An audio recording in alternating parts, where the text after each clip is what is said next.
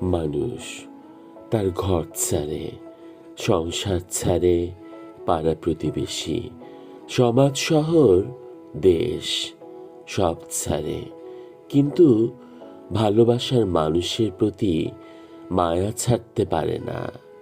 ভালোবাসার মানুষ কষ্ট দিলে সেই কষ্ট কিছুদিন পর ভোলা যায়, কিন্তু মানুষটাকে ভোলা যায় না।